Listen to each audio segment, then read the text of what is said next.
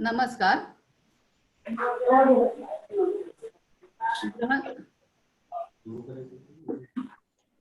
नमस्कार. बृहन्मुंबई विभागातर्फे ऑनलाईन अध्यापन उपक्रमात उपस्थित सर्वांचं मी स्वागत करते. मी मधुरा गोडबोले, कालिना उच्च प्राथमिक मनपा मराठी शाळेत कार्यरत आहे.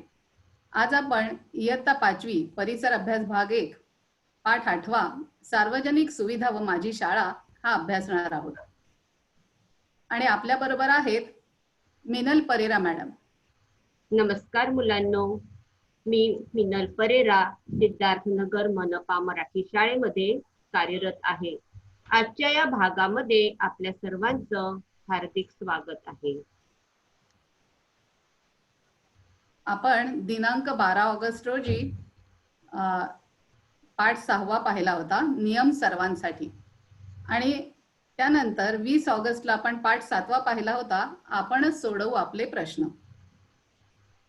तर जर तुम्ही त्यावेळेला उपस्थित नसाल तर ते सर्व भाग तुम्ही YouTube वर पाहू शकता. YouTube वर ते उपलब्ध आहेत. आता मी माझा स्क्रीन तुम्हाला शेअर करते.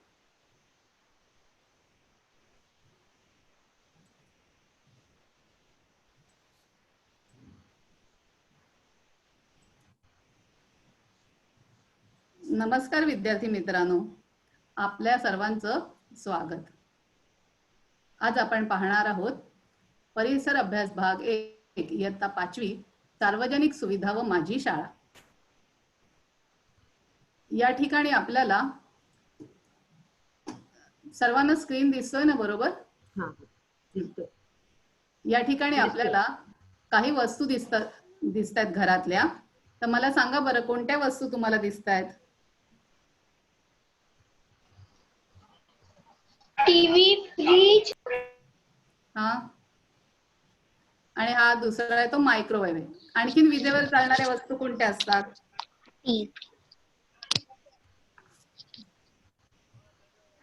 ओव्हन. हा, चालेल. तर बघा, ही सर्व विजेवर चालणारी उपकरणं आहेत आणि या सर्व उपकरणामुळे आपलं जीवन जे आहे हे सोपं होतं. 200 वर्षापूर्वी की नाही, भारतामध्ये वीज नव्हती.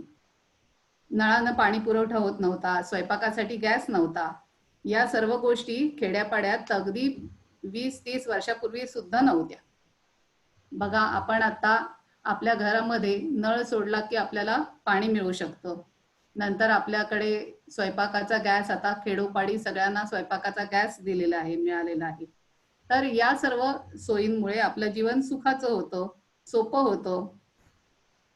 तर या ज्या व्यवस्था आहेत, की सोयी आहेत, सेवा आहेत, ज्या समाजातील सर्वांसाठी म्हणून उपलब्ध करून दिल्या जातात, त्यांना म्हणतात सार्वजनिक सोयी सुविधा.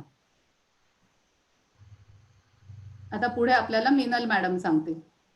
बघा मुलांना, ज्याप्रमाणे आपल्या घरात काही सार्वजनिक सुविधा मिळतात, त्याचप्रमाणे घराबाहेर सुद्धा बऱ्याच सार्वजनिक सुविधा आपल्याला मिळत असतात. आणि या आपण सर्वजण सार्वजनिक सुविधांचा वापर करत असतो, त्यांचा लाभ घेत असतो. या कोणत्या सुविधा आहेत, या सार्वजनिक सुविधा आपण आता पाहूया. पहिल्यांदा पाणी पुरवठा. बघा, आपल्याला सार्वजनिक नळाद्वारे पाणी पुरवठा केला जातो. मोठ्या मोठ्या पाईपलाईन टाकलेल्या असतात, त्यामधून सार्वजनिक नळाला पाणी येतं. ज्यांच्या घरात नळ नसतात ते या सार्वजनिक नळांच्या सेवेचा लाभ घेतात. जिथे नळाची सोय नसते तिथे हातपंप किंवा बोरवेलची सुविधा केलेली असते. खेडोपाडी लहान ग्रामीण भागामध्ये या बोरवेलची सुविधा आपल्याला दिसून येते. त्याचप्रमाणे उंचावरील मोठ्या मोठ्या टाक्यांमध्ये पाणी साठवलेलं असतं. ते तुम्ही बघितलं असेल की मोठ्या टाक्या असतात आणि ते संपूर्ण शहराला तिथून पुरवलं जातं, तिथून पाणी पुरवठा केला जातो. त्यानंतर वीज पुरवठा. बाईंनी आता सांगितलं की आपल्या घरामध्ये वेगवेगळी उपकरणं, विजेवर चालणारी उपकरणं आपण वापरत असतो. मग जसं आपल्या घरामध्ये वीज पुरवली जाते, त्याचप्रमाणे रस्त्यावर सुद्धा वीज पुरवठा करून दिवाबत्तीची सोय केलेली असते, की जेणेकरून आपल्याला रात्री अपरात्री कुठे जायचा प्रसंग आला तर आपली गैरसोय होणार नाही. ही सोय कोण करतं? ग्रामपंचायत, महानगरपालिका किंवा नगरपालिका यांच्या मार्फत ही सोय आपल्याला करून दिली जाते. त्यानंतर आरोग्य सेवा. आरोग्य सेवा आपल्या शहरात, गावात ठिकठिकाणी आरोग्य केंद्र किंवा दवाखाने यांची सोय आपण केलेली बघतो. या ठिकाणी शासनातर्फे मोफत उपचाराची व्यवस्था केलेली असते. लहान बालकांना वेळोवेळी लस टोचणे, डोस देणे, तसेच विविध लस टोचणे, योग्य वेळी विविध लस टोचण्याची सोय केलेली असते. सध्या पोलिओ रोगाच्या निर्मूलनांतर्गत पोलिओ डोस पाजणे ही मोहीम आरोग्य सेवेअंतर्गत सरकारतर्फे राबविली जात आहे. त्याचप्रमाणे साप चावला, कुत्रा चावला तर त्यावर उपचारांची सोय सुद्धा या सरकारी इस्पितळांमध्ये, स्वास्थ्य केंद्रांमध्ये केलेली असते. बघा मुलांनो, 2 वर्षापूर्वी MMR म्हणजे मिसल्स, मम्स आणि रुबेला ही लस सर्व शाळांतून दिली गेली होती. ही लस 9 महिन्यांपासून 15 वर्षेपर्यंत जी वयाची मुलं आहेत किंवा मुली आहेत, मुलं मुलींना दिली गेली होती. आपल्या शाळांमधून सुद्धा सर्व विद्यार्थ्यांना ही मिळाली होती. हा पण एक आरोग्य सेवेचाच भाग आहे. कांजिण्या, गालगुंड आणि रुबेला यांच्या निर्मूलनासाठी राबविण्यात आलेली ही एक देशव्यापी मोहीम होती आणि त्याचा लाभ सर्वांनी आपल्या भारतामध्ये घेतला होता. त्यानंतर शिक्षण जे आपण घेतो आहोत, हे शिक्षण अंतर्गत 1ली ते 8वी पर्यंतचे प्राथमिक शिक्षण सर्वांना मोफत मिळते. त्याची सोय सरकारतर्फे, शासनातर्फे केली जाते. ठराविक उत्पन्न गटातील विद्यार्थ्यांकरिता उच्च शिक्षणासाठी शिष्यवृत्त्या उपलब्ध करून दिल्या जातात, जेणेकरून शिक्षण घेत असलेल्या हुशार मुलांची किंवा व्यावसायिक शिक्षण घेत असलेल्या हुशार मुलांची गैरसोय होऊ नये, त्यांच्यासाठी ही चांगली एक सुविधा आहे. त्याचप्रमाणे विद्यार्थिनींना तर 12वी पर्यंतचे शिक्षण मोफत दिले जाते, म्हणजे कोणीही शिक्षणापासून वंचित राहू नये ही एक मिळणारी आपल्याला शिक्षणाची सार्वजनिक सुविधाच आहे आणि ह्याचा आपण सर्वजण लाभ घेत असतो.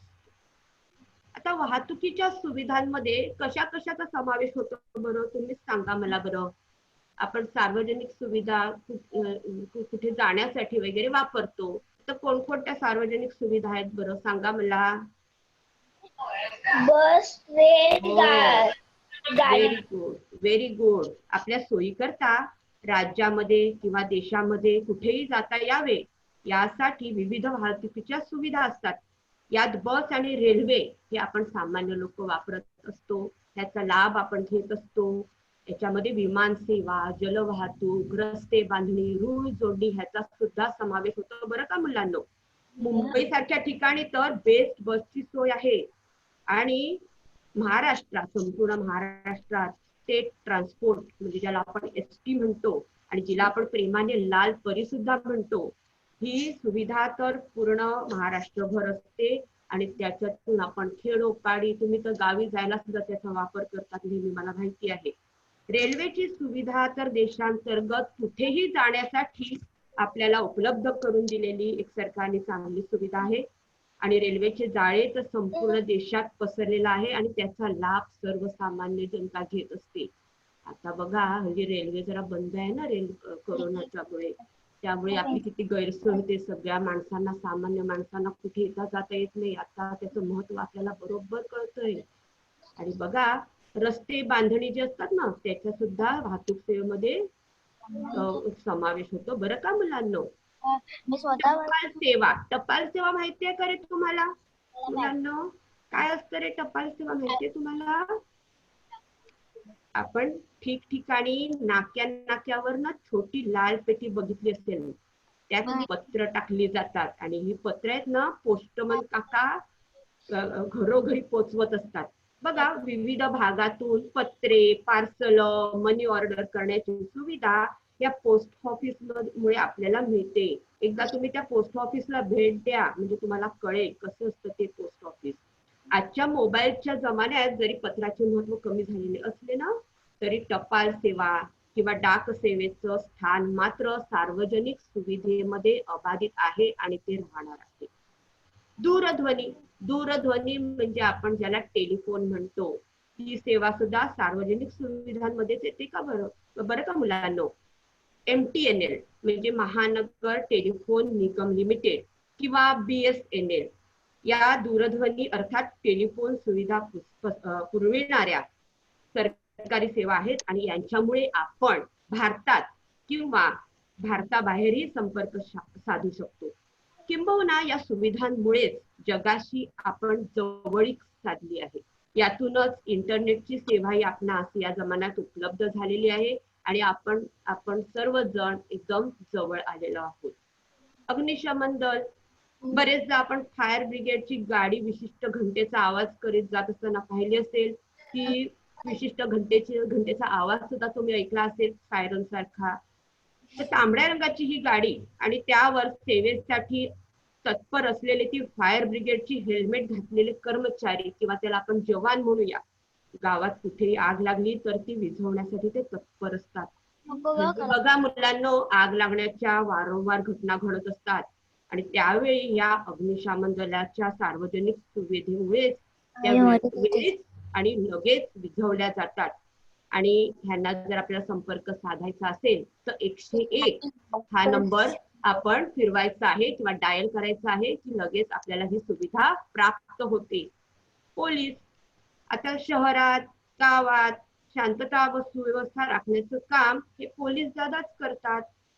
कोणत्याही मोठ्या सणाच्या वेळी म्हणा, सार्वजनिक उत्सवाच्या वेळी म्हणा, मोठ्या सभांच्या वेळी म्हणा, पोलिसांची सेवा तर अत्यावश्यक ठरते. सध्याच्या काळात डॉक्टरांच्या जोडीने पोलिसही हे फार मोठं काम करत आहेत. आपल्याला सगळ्यांना सुव्यवस्था स्थापन करून देण्याचं हे काम करत आहेत.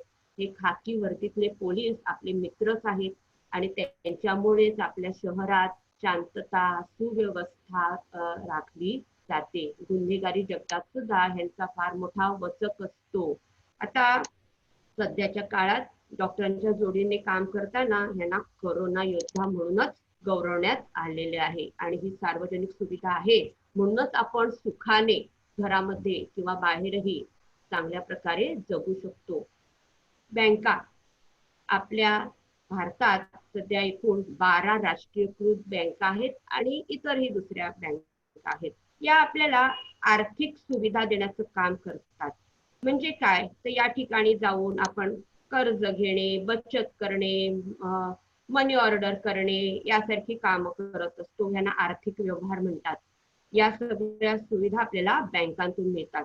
बघा मुलांनो, आपण जर कोणतीही एखादी नोट घेतली तर त्याच्यावर रिझर्व्ह बँक ऑफ इंडिया असं लिहिलेलं असतं. तर रिझर्व्ह बँक ऑफ इंडिया किंवा भारतीय रिझर्व्ह बँक ही आपल्या भारतातील मुख्य बँक आहे आणि त्यानंतर दुसऱ्या ज्या काही बँका आहेत त्यामध्ये स्टेट बँक ऑफ इंडिया येतं, त्यानंतर बँक ऑफ बरोदा येतं. अशा काही ज्या बँका आहेत ह्या एकूण 12 राष्ट्रीयकृत बँका आहेत आणि आपण नागरिक त्या ठिकाणी जाऊन आर्थिक व्यवहार करू शकतो. आताच्या काळामध्ये पंतप्रधानांनी आपल्यासाठी जनधन सेवा किंवा झिरो बॅलन्स खाते ह्या चांगल्या सुविधा किंवा सेवा दिलेल्या आहेत. या सगळ्या सार्वजनिक सुविधांमध्येच मोडतात. बाग बगीचे, आपल्या सगळ्यांना बागेत जायला आवडतं, खेळायला आवडतं. सध्या कोरोनामुळे आपण जाऊ शकत नाही, परंतु शासनातर्फे शहरात गावात बाग बगीचे नागरिकांसाठी तयार केलेले असतात. त्यांचा लाभ आपण सर्वजण घेऊ शकतो. मनोरंजनासाठी, फिरण्यासाठी, व्यायाम करण्यासाठी सुद्धा यांचा वापर केला जातो. तुमच्यासारख्या लहान मुलांना खेळण्यासाठी पण तिथे सुविधा असतात बरं का. तुम्ही कोणकोणत्या सुविधांचा तिकडे वापर करता बरं, सांगा मला. तुम्ही बागेत गेलात तर कोणकोणत्या तुम्ही वापरत असतात साधनं, सांगा मला. काय दिसते तुम्हाला तिथे? सीसॉ, घसरगुंडी, झोपाळा आहे ना. यासारख्या खेळण्याचे साहित्य तिकडे असते, ज्यातून मुलांचा व्यायामही होतो, विरंगुळाही होतो. त्यानंतर तुम्हाला त्या ठिकाणी मजा येते, थोडंसं तुम्हाला मनोरंजनही होतं.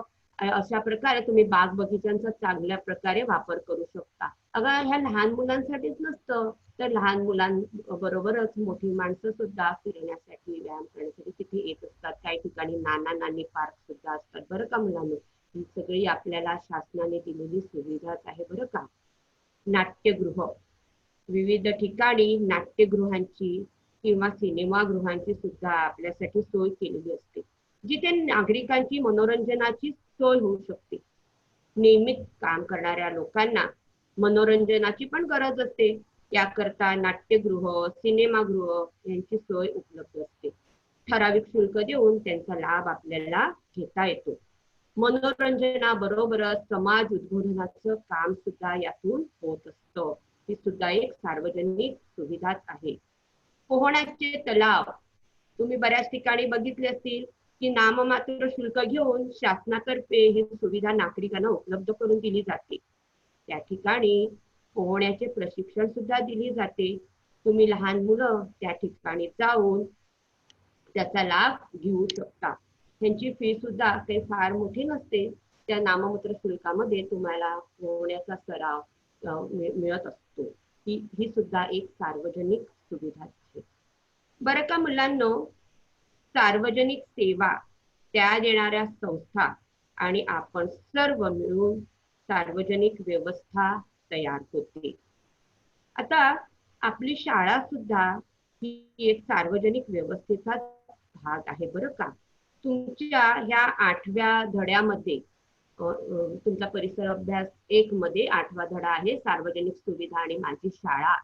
त्यामध्ये तुम्हाला एक तक्ता दिसेल. त्या तक्त्यामध्ये काही तुम्हाला कॉलम्स दिलेले आहेत, ते तुम्ही वाचायचे आहेत आणि त्या सुविधा तुमच्या शाळांमध्ये आहेत किंवा नाही त्यापुढे बरोबरची खूण करायची आहे. मी फक्त ते काय कॉलम्स आहेत ते वाचणार आहे. नंतर तुम्ही सावकाश हा पाठ संपल्यानंतर ते पाहायचं आणि माझ्या शाळेतल्या कोणत्या सुविधा आहेत त्यांच्या पुढे बरोबरची खूण करायची. हा तक्ता तुमच्या पुस्तकात आहे. पुरेशा वर्गखोल्या, मुलींसाठी स्वच्छतागृह, मुलांसाठी स्वच्छतागृह, पिण्याचे पाणी, रॅम्प, क्रीडांगण, शालेय पोषण आहार योजना, शाळेला कुंपण, वाचनालय, पाणी पुरवठा, प्रयोगशाळा, अध्ययन कोपरा, संगणक कक्ष, वैद्यकीय सेवा, समुपदेशन केंद्र आणि विमा योजना असे ते कॉलम दिलेले आहेत. ते व्यवस्थित वाचा आणि तुमच्या शाळेत या सेवा जर पुरवल्या जात असतील तरच त्याच्या पुढे बरोबरची खूण करा. बघा मुलांनो, ह्या सगळ्या आपल्याला दिलेल्या सार्वजनिक सुविधा आहेत की नाही सरकारने, त्या सगळ्या माझ्यासाठी आहेत असं समजून वापरायच्या आहेत. ह्यांचा वापर व्यवस्थित करायचा आहे. बऱ्याचदा काय होतं माहितीये, बंद पुकारला जातो. काही ठिकाणी विशिष्ट जमावाकडून बसची जाळपोळ केली जाते अशा बातम्या येतात. सार्वजनिक मालमत्तेची नासधूस केली जाते. रेल रोको हे पण अगदी नियमित ठरलेलं आहे. किंवा बघा रेल्वे बस यांच्या बाहेरच्या बाजूला तर नेहमीच पान खाऊन थुंकल्याच्या पिचकाऱ्या दिसत असतात. ही आपली सार्वजनिक मालमत्ता जर असेल, ती जर आपली सार्वजनिक सुविधा असेल तर ती माझी आहे असं समजायचं आहे. तरच त्याचा वापर आपण योग्य प्रकारे करू शकू. बघा रेल्वे ट्रॅकवर कचरा, प्लॅस्टिक पिशव्या सगळं आपल्याला पडलेलं दिसतं. हे योग्य नाहीये. जेव्हा आपण माझं म्हणून हे वापरू तेव्हाच आपण ते व्यवस्थित वापरू शकू. सार्वजनिक सुविधा सोयी ह्यांचा वापर आपण विचार करून केला पाहिजे, तेव्हाच ते आपण सर्व जबाबदारीने करू शकू. मुलांनो, या आपल्याला सरकारने उपलब्ध करून दिलेल्या सार्वजनिक सुविधा आहेत आणि ह्या माझ्यासाठी आहेत असाच विचार करून नेहमी वापरा आणि त्या जबाबदारीने वापरायला हव्यात. या सर्वांशी निगडीत असं एक गाणं आपण आता ऐकणार आहोत, जे आपल्या शाळेत आपण नेहमी ऐकतो, बोलतो. आपल्या परिचयाचं असं हे गाणं आहे. ते तुम्ही नीट लक्ष देऊन ऐका.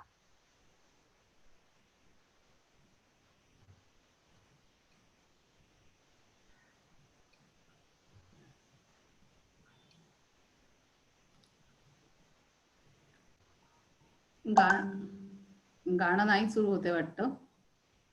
बोलू? 1 मिनिट बघते. झालं. देश माझा याचे भान जरासे राहू द्या रे, जरासे राहू द्या.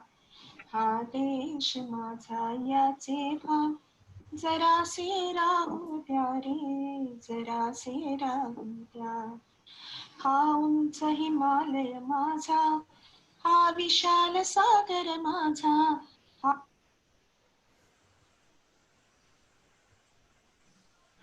हा देश माझा याचे भान जरासे राहू द्या रे, जरासे राहू द्या.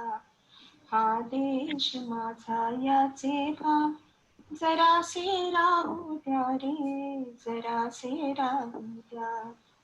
हा उंच हिमालय माझा, हा विशाल सागर माझा, हा उंच हिमालय माझा, हा विशाल सागर माझा.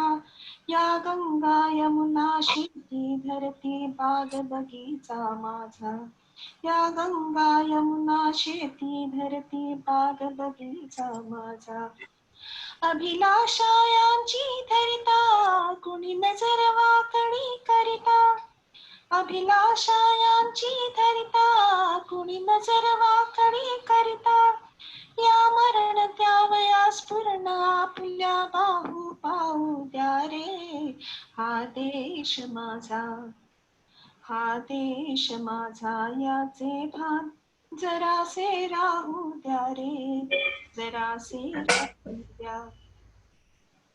जे हात उत्सुकलेले दगडांच्या वर्षावाला, जे हात उत्सुकलेले दगडांच्या वर्षावाला, रोखाते लावा कार्याला या देशाच्या प्रगतीला, रोखाते लावा कार्याला या देशाच्या प्रगतीला. हे बंद करा उत्पात, थांबवा आपला घात, हे बंद करा उत्पात, थांबवा आपला घात. सामर्थ्य व्यक्त काही काही घेऊ द्या रे. हा देश माझा, हा देश माझा याचे भान जरासे राहू द्या रे, जरासे राहू द्या. जरी अनेक आपले धर्म, जरी अनेक आपल्या जाती, जरी अनेक आपले धर्म, जरी अनेक आपल्या जाती, तरी अभंग सुद्या आपली माणुसकी नाती, तरी अभंग सुद्या सदैव आपली माणुसकीची नाती. त्या सर्व दूर ललकारे फुंकारे एक तुतारे, त्या सर्व दूर ललकारे फुंकारे एक तुतारे. संदेश रोषचे द्वेष मनातील वाहून जाऊ द्या रे. हा देश माझा, हा देश माझा याचे भान जरासे राहू द्या रे, जरासे राहू द्या. हा देश माझा. बघा मुलांनो, हे गाणं तुम्ही शाळेत म्हणत असाल नेहमी. हा देश माझा याचे भान जरासे राहू द्या रे, जरासे राहू द्या. प्रत्येक वेळेला हे लक्षात ठेवायचे की हा देश माझा आहे आणि या देशाने माझ्यासाठी या एवढ्या साऱ्या सुविधा निर्माण केलेल्या आहेत. या ज्या सार्वजनिक सुविधा असतात ह्या निर्माण करण्यासाठी खूप सारा निधी लागतो. खूप लोक एकेका प्रकल्पावर काम करत असतात आणि देशामध्ये एका वेळेला अनेक सारे प्रकल्प सुरू असतात आणि हे प्रकल्प जसजसे पूर्ण होतात तसतसं लोकांचं जीवनमान उंचावतं आणि लोकांना खूप त्याच्यापासून सोयी सुविधा निर्माण होत असतात. तर आता ह्या आपण सर्व सोयी वापरतो, देश आपल्यासाठी एवढं सारं काही करत असतो, मग आपण सुद्धा या सुविधा वापरताना अगदी जबाबदारीने वागलं पाहिजे. आता तुम्ही म्हणाल जबाबदारीने वागायचं म्हणजे नक्की करायचं तरी काय? जबाबदारीने वागायचं हे कळलं, पण नक्की आम्ही काय करू? तर सांगते तुम्ही काय करायचंय ते. बघा, आपण समजा रेल्वे मधून जात असू तर रेल्वेचा आपला प्रवास कितीचा असणार आहे? 15 मिनिटं, फार तर 1 तास, बरोबर? तर त्या वेळेमध्ये शक्यतो काहीच खायचं नाही प्रवासामध्ये. हा, आणि काही काही जण काय करतात, काहीतरी खात राहतात. मग त्याचे छोटे छोटे अन्नाचे कण जे आहेत ते इथे तिथे सीटवर, सीटच्या खाली असे पसरत असतात आणि मग अस्वच्छता होते की नाही. किंवा काही जण मग रॅपर असतं, ते रॅपर घेतात आणि खिडकीतून बाहेर टाकतात. फळांच्या साली असतात त्या घेतात, त्या तिथेच टाकतात किंवा खिडकीतून बाहेर टाकतात. आणि मग घाण होतो आपला देश, हो की नाही? किंवा रेल्वे ट्रॅक मधून खूप सारा कचरा जमतो. तर त्यामुळे अशा गोष्टी आपण शक्यतो टाळायच्याच, नाहीच करायच्या. जर का अगदी आपण खूप लांबच्या प्रवासाला गेलो असू तर वेळच आली तर आपण प्रवासात खायचं नाही, तर शक्यतो प्रवासात खायचंच नाही काही. नंतर काही जण काय करतात, समोरची सीट असते रिकामी असेल तर आपले बुटाचे पाय घेऊन त्याच्यावर ठेवतात. तर मग ट्रेन घाण होते की नाही? मग दुसरा नंतर माणूस आला तर तो कुठे बसणार? त्या ठिकाणी सगळे बुटाचे जे छप्पे आहेत ते, ठसे जे आहेत ते उठलेले असतात, घाण झालेलं असतं. मग त्याचे कपडे नाही का घाण होणार? तर आपण आपल्या बरोबरच कायम दुसऱ्यांचा सुद्धा विचार करायचा. या सोयी सुविधा आपण वापरतो ना, तेव्हा आपल्याला जबाबदारीने वागायला पाहिजे. आता समजा आपण शेवटच्या स्टेशनला उतरून चाललो, तर आणि लोकलच्या डब्यामधले किंवा रेल्वेच्या डब्यामधले पंखे चालू आहेत, दिवे चालू आहेत, तर मग काय करायचं आपण? तर उतरताना ते दिवे पंखे बंद करायचे. किंवा घरीही आपण एका खोलीतून दुसऱ्या खोलीत गेलो किंवा जेव्हा वापरात नसतील, आवश्यकता नसेल, तेव्हा दिवे पंखे बंद करून टाकायचे. म्हणजे हेच आपण वागणं जे आहे, हेच यालाच म्हणतात जबाबदारीने वागणं. शक्य असेल तिथे वीज वाचवायची, पाणी वाचवायचं, कारण साधन संपत्ती असते ना, ती सगळ्या समाजाची असते. भले तुम्ही वीज भरत असाल, वीज बिल भरत असाल. काही काही जण म्हणतात, बाई हे काय सरकार देतं, आम्ही नाही वीज बिल भरत, आम्ही लाईटचं बिल नाही भरत, पाण्याचं आम्ही बिल नाही भरत. तुम्ही पाण्याचं बिल भरता, विजेचं बिल भरता, पण या सुविधा ज्या आहेत हे निर्माण करून द्यायला सरकारने खूप मोठं काम केलेलं आहे, बरोबर ना? खूप वर्षापूर्वी बघा, होते का वीज, दिवे होते का, एवढ्या सुविधा होत्या का? नव्हत्या. 40-40 हंडे पाणी काढायला लागायचं विहिरीतून. काय हे काय आलं सर? पण आता तसं लागत नाही. आता पाणी नळ सोडला की पाणी येतं की नाही आपल्या घरात. तर त्यामुळे या सर्व सुविधा नीट जपून वापरायच्या. ट्रेंडिंगचं नाव काय सांग ना? धड्याचं नाव आहे सार्वजनिक सुविधा आणि माझी शाळा. 8वा धडा आहे. सांग. 8वा धडा आहे सार्वजनिक सुविधा आणि माझी शाळा. आणि आता माईक बंद कर बघू. हा, तर असं सगळं वागणं म्हणजे जबाबदारीने वागायचं. आणि खूप जण इकडे तिकडे थुंकतात की नाही, तर हे थुंकल्यामुळे काय होतं, रोगजंतू पसरतात आणि आपला खराब होतो जागा. तर त्यामुळे अजिबात थुंकायचं नाही. आपल्या घराघरातून गॅस आले, पण गॅस वापरताना खूप काळजी घ्यायची. कधी गॅसचा जो नॉब असतो, जी कळ असते, ती चुकून सुद्धा उघडी राहता कामा नये, कारण त्याच्यातून अपघात होऊ शकतात. म्हणून हे सगळं वागणं म्हणजे आपण जबाबदारीने वागणं. आणि मला खात्री आहे, मी ना टीचर, मला खात्री आहे बरं का, आपली सगळी मुलं अगदी जबाबदारीने वागणार आहेत, अगदी हुशार आहेत मुलं आपली. आता बघा, आपण लहान असतो तेव्हा घरातच असतो, जसं मोठं होतो तसं आपण शाळेत जायला लागतो. आपली शाळा म्हणजे आपलं घराबाहेरचं एक जग असतं. आणि असं शाळेत जाऊन शिकणं हा प्रत्येक मुला मुलीचा हक्क आहे. पालक जे असतात म्हणजे तुमचे आई बाबा, त्यांना वाटत असतं की छानपैकी माझ्या मुलांनी मुलींनी खूप शिकावं, मोठं व्हावं, देशाचा चांगलं नागरिक व्हावं, घरासाठी कुटुंबासाठी त्यांनी काहीतरी करावं. आणि आम्ही जे शिक्षक असतो की नाही, आम्हाला पण वाटत असतं की आमची मुलं जी आहेत, या मुलांनी खूप चांगली प्रगती करावी, खूप छान शिकावं. आणि पालक आणि शिक्षक दोन्हीही या जी मुलं आहेत तुमच्यासारखी छोटी छोटी, तर त्यांनी चांगलं शिक्षण घ्यावं यासाठी काम करत असतात, यासाठी प्रयत्न करत असतात. तुमचे आई वडील सुद्धा त्याच्यासाठी खूप मेहनत करतात दिवस रात्र. आणि शिक्षक सुद्धा काय काय करतात तुमच्यासाठी, वेगवेगळे उपक्रम राबवतात, नंतर वेगवेगळे मॉडेल तयार करतात, नंतर तुम्हाला खेळायला शिकवतात, अभ्यास शिकवतात, हो की नाही? तर आता आपण इथे बघूया, तुम्ही बघितलं असेल तुमच्या शाळेमध्ये की काही काही वेळेला तुम्ही तुमच्या आईला किंवा बाबांना शाळेत घेऊन जाता. का बरं? कारण शाळेमध्ये सभा असते, SMC ची सभा असते, माता पालक संघाची सभा असते. आता या ठिकाणी असंच दिसते की माता पालक संघाची सभा चालली. ही शाळा आहे मिठानगर सेमी इंग्लिश शाळा क्रमांक 1. आता जेव्हा अशा शाळेत सभा होतात की नाही, तर त्यावेळेला शाळेचे काही प्रश्न असतात आणि पालकांचेही काही प्रश्न असतात.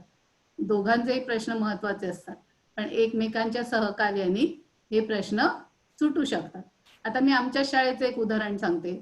आमच्या शाळेत असं आम्ही सगळ्या पालकांना बोलवलं होतं तर आणि विचारलं की एक एक पालक होते, त्यांना सांगितलं होतं की तुम्ही आलंच पाहिजे या सभेला.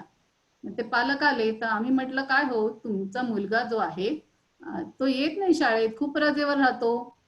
तर त्या म्हणाल्या हो काय करणार, मी जी आहे ना मी स्वतः 4थी शिकली, मग पुढे गावात शाळा नव्हती म्हणून मला शिकायला मिळालं नाही. तर मला वाटतं माझ्या मुलांनी खूप शिकावं, खूप मोठं व्हावं आणि खूप पुढे जावं.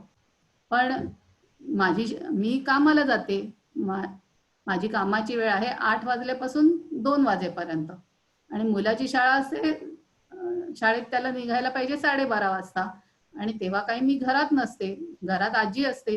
पण आजी काही आजीचं वय खूप आहे, ती त्या मुलाला सोडायला येऊ शकत नाही आणि मुलगा तर खूप छोटा आहे, त्याला एकट्याला येता येत नाही घरातून शाळेत. तर माझी ना खूप मोठी समस्या आहे. मला वाटतं मुलाला शाळेत पाठवावं, पण मला नाही शक्य होत. मग मी काय करू आता त्याच्यासाठी? तर मग असे सगळे बाकीचे पालक जमलेत की नाही, तसेच आमच्या शाळेत पालक जमले होते. तर त्यातल्या एका यांनी विचारलं पालकबाईंनी की कुठे राहता तुम्ही? मग त्यांनी सांगितलं की मी आंबेडकर नगरमध्ये राहते. तर त्या म्हणाल्या हो मग मी तर तिथूनच येते रोज, मग असं करेन मी रोज तुमच्या मुलाला माझ्या मुलीबरोबर घेऊन येईन शाळेत. मग घरी जाताना तुम्ही असता का, शाळा सुटते 6 वाजता तेव्हा? तर त्या म्हणाल्या हो असते, मग तेव्हा तुम्ही येताना माझ्या मुलीला आणा. तर असे जे पालकांचे प्रश्न असतात ना, तर हे सर्व प्रश्न माता पालक संघामध्ये सुटतात आणि त्यासाठी माता पालक संघांच्या सभा आपल्या शाळांमध्ये घेतल्या जातात. शाळेचे पण काही प्रश्न असतात, पालकांचेही काही प्रश्न असतात. काही वेळा पालक म्हणतात ओ शाळेमध्ये काय मागच्या आठवड्यात खूप शिक्षक कमी होते का, किती रजा घेता बाई तुम्ही?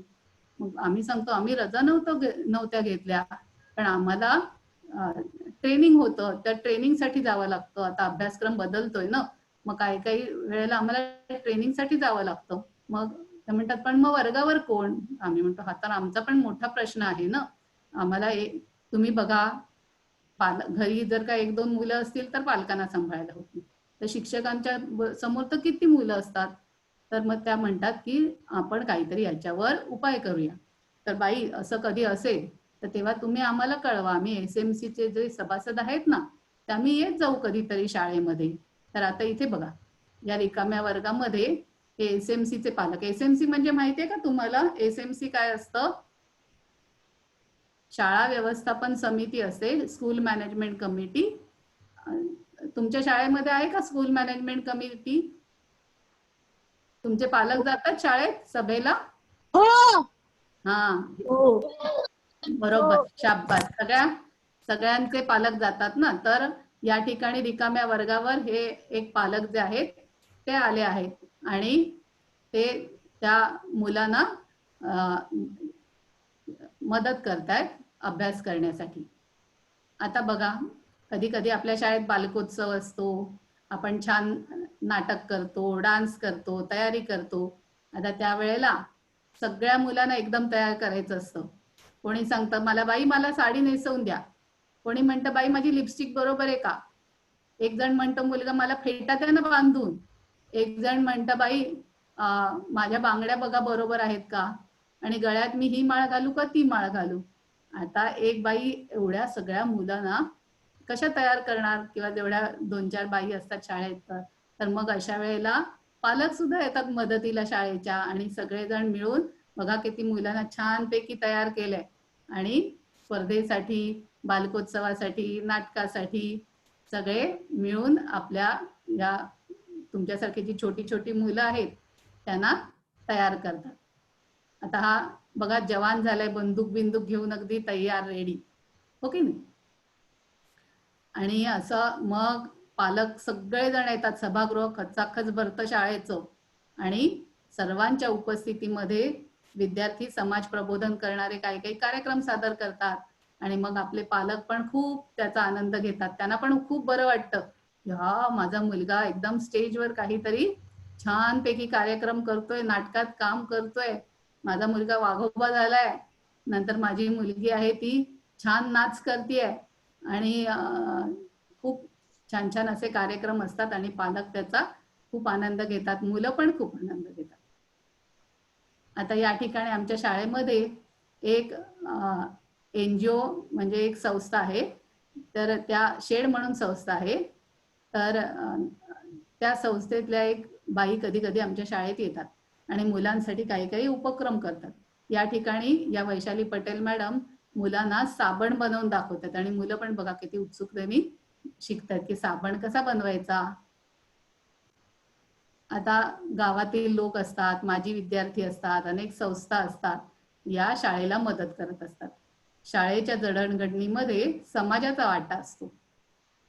शाळेचे माजी विद्यार्थी असतात ते छानपैकी नोकरीला लागलेले असतात, कुठे कुठे कामावर जात असतात, तर ते फंड गोळा करतात, पैसे गोळा करतात आणि मग शाळेला काही गरज असेल तर त्या वस्तू किंवा शाळेला नवीन इमारत बांधायची असेल, खोल्या वाढवायच्या असतील, ग्रंथालय सुसज्ज करायचं असेल तर त्यासाठी सगळे पैसे उभारणी करणं आणि इतर कामं करणं, हे कामं समाजातले लोक, माजी विद्यार्थी अगदी आनंदाने करतात.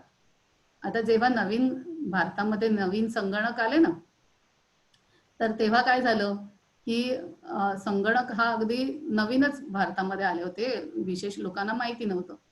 तर सगळ्या माजी विद्यार्थ्यांना वाटलं की अरे आपण होतो शाळेत तर तेव्हा काही संगणक नव्हते, आता आपल्याला काही संगणक चालवता येत नाही, पण आपल्या गावात आता जी शाळेत मुलं शिकतायत ना त्यांना मात्र संगणक आलाच पाहिजे. आणि म्हणून त्यांनी काय केलं सर्वांनी की खूप पैसे वगैरे जमा केले. तेव्हा संगणक पण खूप महाग असायचे आणि एखादा तरी संगणक शाळेला घेऊन दिला आणि हळूहळू शाळांमध्ये अशा प्रकारे सुसज्ज संगणक कक्ष तयार झाले. काही काही सामाजिक संस्थांनी पण शाळांना मदत केली आणि अनेक शाळांमध्ये आता संगणक कक्ष आहेत. मुलं कॉम्प्युटर कसा चालवायचा, नवीन जी तंत्रज्ञान आहे, नवीन तंत्रज्ञान आहे ते शिकतात. त्याच्यानंतर आता नवीन प्रोजेक्टर वगैरे सारखे आले आहेत, वर्ग खोल्या आपल्या बदलल्यात, नवीन प्रकारचं तंत्रज्ञान येत आहे. तर हे सगळं आपल्या शाळेमध्ये उपलब्ध करून द्यायला समाज, त्यातल्या संस्था, गावातले लोक हे सर्व मदत करत असतात. काही पालक आहेत ना ते शाळेत येतात आणि मुलांना वाद्य, गाणी असं शिकवतात. या वाद्य खरेदी करण्यासाठी, माईक सिस्टीम लावण्यासाठी असे समाजातले लोक शाळेला मदत करतात.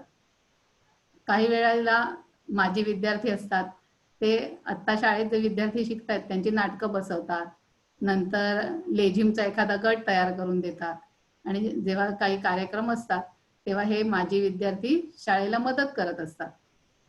या ठिकाणी बघा पालक जे आहेत ते विद्यार्थ्यांची कवायत घेत आहेत.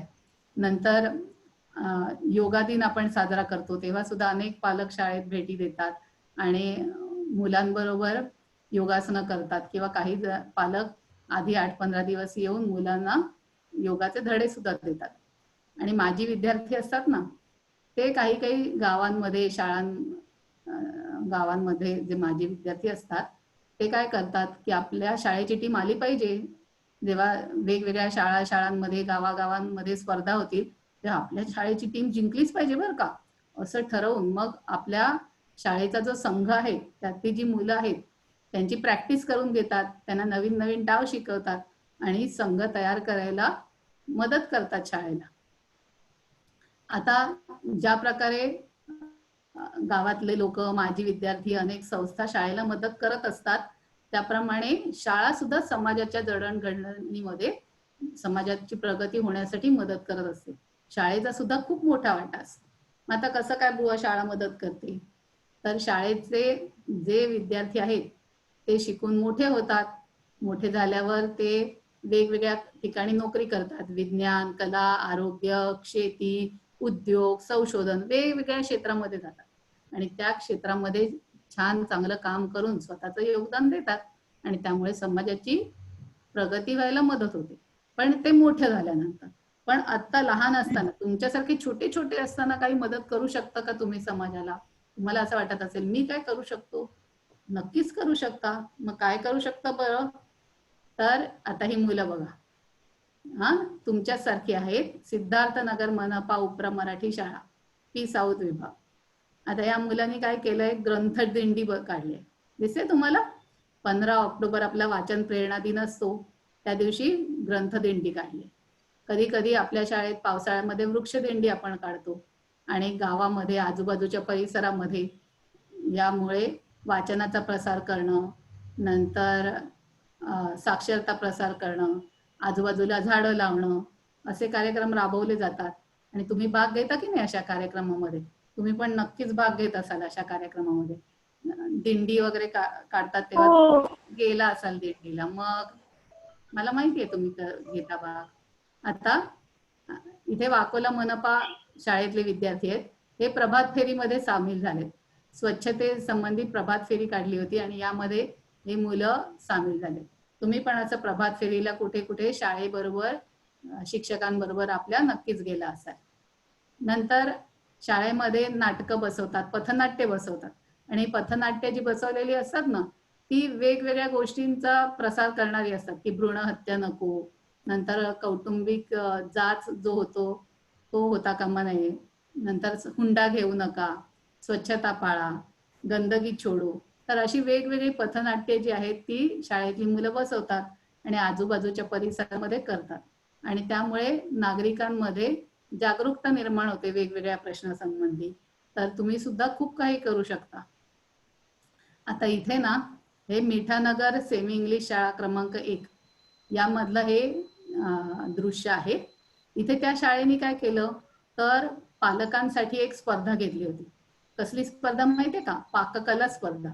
आणि प्रत्येक पालकाने घरून काय काय पदार्थ बनवून आणले स्पर्धेसाठी आणि खूप पालकांना मज्जा आली. अशा प्रकारे शाळेमध्ये पदार्थ करून न्यायचे आणि मग त्याचं परीक्षण झालं, बक्षीस वाटली, नंबर काढले आणि त्यावेळेला जेव्हा शिक्षक आणि पालक यांचा एकमेकांबरोबर संवाद झाला, मग पालकांच्या बरोबर शिक्षकांनी चर्चा केली की चौरस आहार म्हणजे काय, आहाराची पोषकता आपल्याला कशी वाढवता येते, पोषक आहार मुलांना देण्यासाठी तुम्ही काय करता, नंतर मुलींना सुद्धा पोषक आहाराची गरज असते का, फक्त मुलांनाच पोषक आहार नको तर मुलींना सुद्धा पोषक आहाराची गरज आहे. काही काही घरांमध्ये अशी समजूत असते की अंडा आणलं तर ते फक्त मुलीलाच द्यायचं, मटण आणलं तर त्याचे सगळे पीस जे आहेत ते पुरुषांनी किंवा मुलांनीच खायचे आणि मुलींना देत नाही.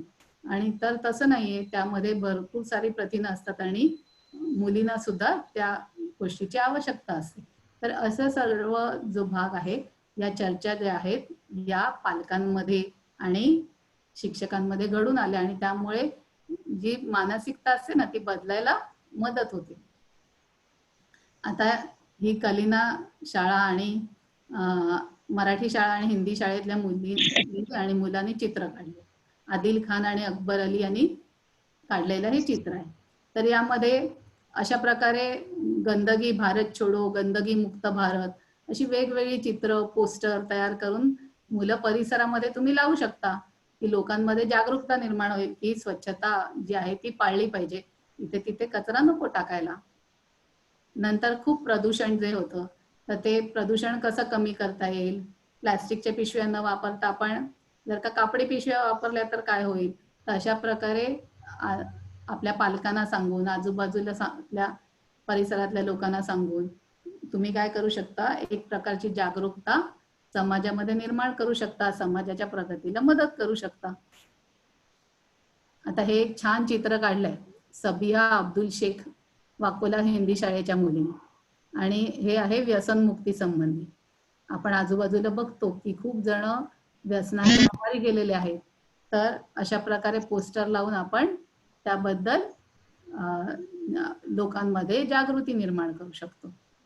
आता आपली शाळा म्हणजे आपलं शाळेबाहेरचं जग असतं. आपल्याला घर आवडतं तसंच आपली शाळा सुद्धा आवडते. प्रत्येक शाळेची एक स्वतंत्र ओळख असते. तर तुमच्या शाळेची पण एक काहीतरी ओळख असेल, वैशिष्ट्य असतील. तर असा एक भित्तीपत्रकाचा नमुना तुम्ही तयार करायचा आणि या भित्तीपत्रकाच्या नमुन्यावर काय लिहायचंय, आधी तुम्ही शाळेचं नाव लिहायचं. हा, नंतर तुमची शाळा कधी स्थापन झाली. आता मी ज्या शाळेत शिकवते ना ती शाळा 1952 मध्ये स्थापन झाली. तुमची शाळेचं स्थापनेचं वर्ष काहीतरी वेगळं असेल तर कुठलं वर्ष होतं ते लिहा. आता आमची शाळा जी आहे ती कोणी स्थापन केली तर संस्थापक कोण आहे तर BMC बृहन्मुंबई महानगरपालिका. तर ते त्या ठिकाणी लिहायचं. तुमची शाळा जर का काही दुसरी संस्था असेल तर तुम्ही त्या संस्थेचं नाव लिहायचं. येस. हा करेक्ट. मग ब्रीदवाक्य असतं काहीतरी. म्हणजे आता महानगरपालिकेचं ब्रीदवाक्य आहे यतो धर्मस ततो जयः. म्हणजे काय ब्रीदवाक्याप्रमाणे शाळा चालते, तर ते तसं तुमच्या शाळेचं पण काही वेगळं ब्रीदवाक्य असू शकतं. तर ते ब्रीदवाक्य कुठलं आहे ना, तर ते तिथे लिहायचं. आता इथे तुम्हाला दिसतंय बृहन्मुंबई महानगरपालिकेचं बोधचिन्ह आहे. काही काही शाळांची स्वतःची पण बोधचिन्ह असतात. तर ते बोधचिन्ह तुमच्या शाळेचं बोधचिन्ह काय आहे, तर त्या संबंधित तुम्ही तिथे येस. चित्र काढू शकता. शाबास. हा, नंतर शाळेमध्ये एकूण किती विद्यार्थी आहेत, मुलगे किती आहेत, मुली किती आहेत, वर्ग खोल्या किती आहेत, शाळेचा गणवेश कुठल्या रंगाचा आहे, मुलींचा कसा आहे, मुलग्यांचा कसा आहे. नंतर शाळेला खूप सारे पुरस्कार मिळालेले असतात. काही शाळेचे माजी विद्यार्थी आहेत, त्यांनी खूप चांगलं काम केलेलं असतं. तर त्याबद्दल तुम्ही या भित्तीपत्रकामध्ये लिहू शकता. तर Yes. हे तुमचं घरी दिलेलं काम आहे तुम्हाला. हे काम तुम्ही घरी करायचं आहे. आणि आता या ठिकाणी आपला पाठ संपलेला आहे. धन्यवाद.